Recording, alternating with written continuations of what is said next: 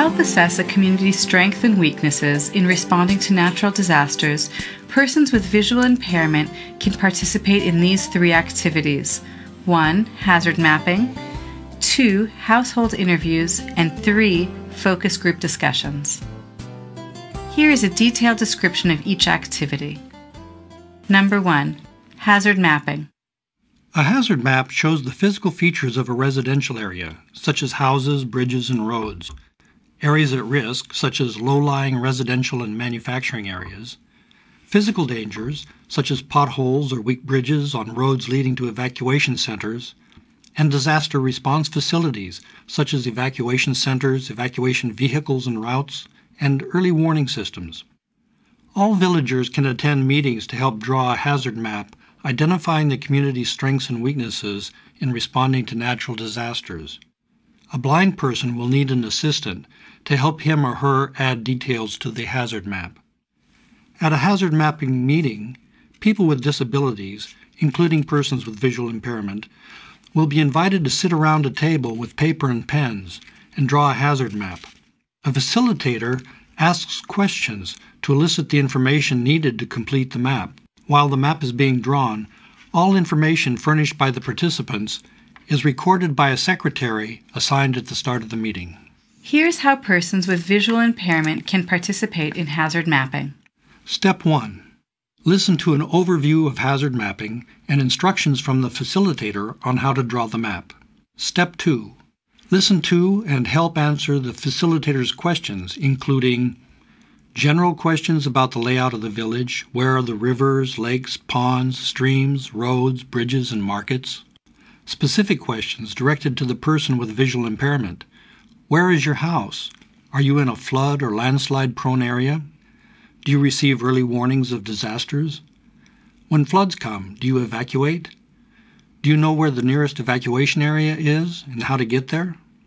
Do you have anyone who can help you evacuate? Are you aware of any dangers between your house and the evacuation area? If you are evacuated by a rescue team, will the team need any special knowledge or equipment to assist you?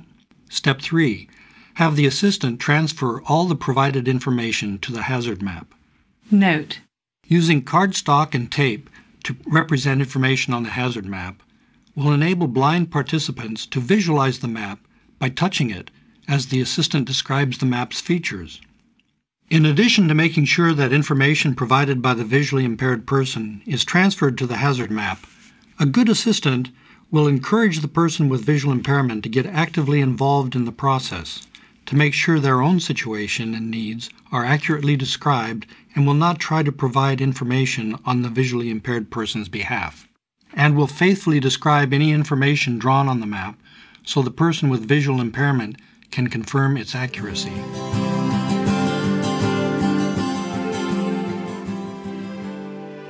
Number 2. Household interviews. Household interviews are a way to gather more information about community strengths and weaknesses from individuals who cannot attend the community meetings, such as people with severe disabilities and blind people who live in high-risk disaster-prone areas. Interviews are conducted at selected households after the hazard map is completed. Interviewers will visit the homes of selected people with disabilities who might be at risk in the event of a natural disaster. Interviewees should be encouraged to give detailed and accurate information about their individual situation and needs.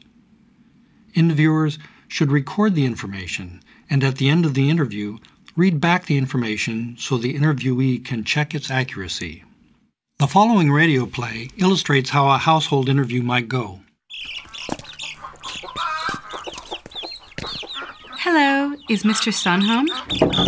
Yes, I'm here. Who's that? Hello, my name's Swan, and this is Mr. Vin from the Commune's Technical Assistance Group. We're visiting you today to ask you to provide some information for the DiCBDRM planning meeting for the upcoming rainy season. Yes, please come in and have some tea.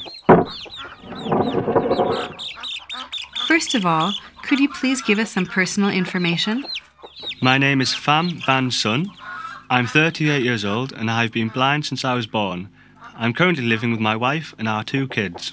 Before floods or storms arrive, do you usually receive an early warning? If so, from who? Yes, we usually receive a warning from the village loudspeaker or TV. Do you and your family evacuate then?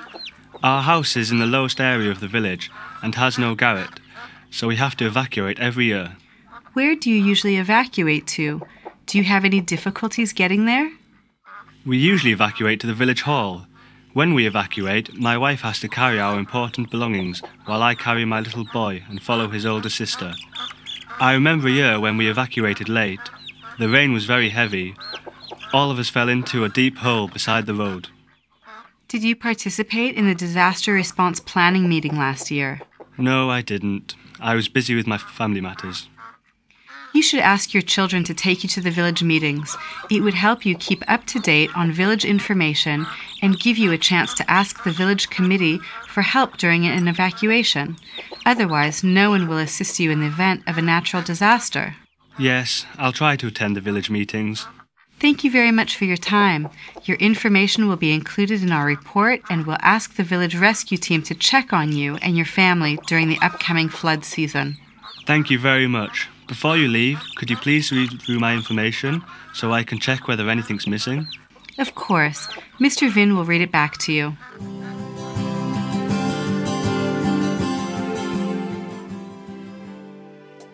During this interview, Mr. Sun mentioned the difficulties his family has during an evacuation and carefully checked to make sure the information was accurately recorded. This will help Ms. Swan ensure that Mr. Sun's needs are included in the village community-based disaster risk management plan.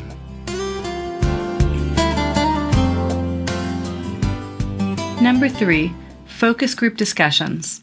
A focus group discussion is a meeting of the assessment group and villagers to gather further information about the community's strengths and weaknesses. The facilitator invites 10 to 15 people, including persons with visual impairment, to participate and ask participants questions on 2 or 3 topics to clarify social issues raised in previous activities.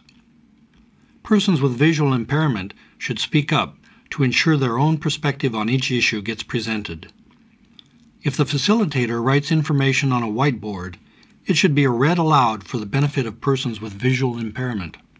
The following radio play illustrates how a focus group discussion is conducted. Hello, everybody.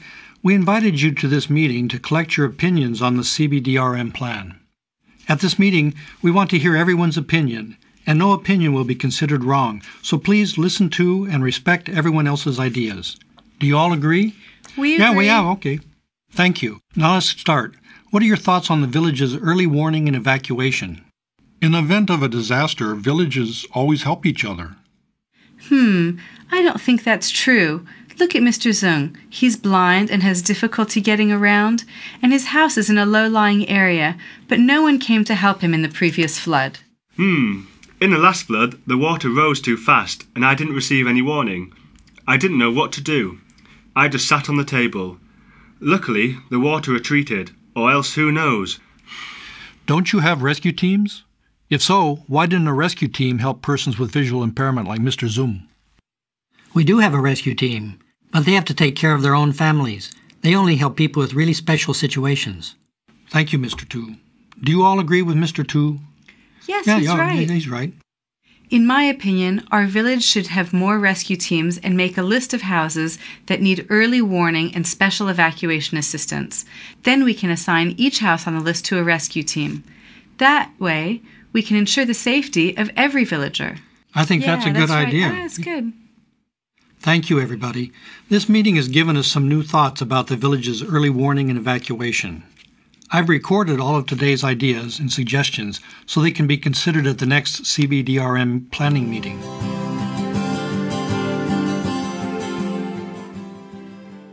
As you can hear in this play, a focus group discussion gives villagers, including persons with visual impairment like Mr. Zung, an opportunity to raise issues and propose solutions to ensure his safety in the event of a disaster. After the assessment activities have been completed, people with disabilities will choose a representative for each different disability to join the village's Disaster Risk Management Committee. These representatives are responsible for ensuring that the special circumstances and needs of every person with a disability living in the community are integrated into the community's disaster response plan.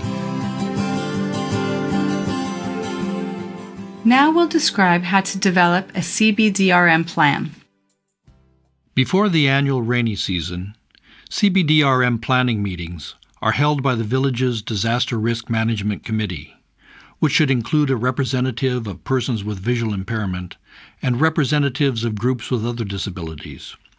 At the meetings, DRM committee members discuss ways to minimize the community's weaknesses as identified by the previous Strengths and Weaknesses assessment.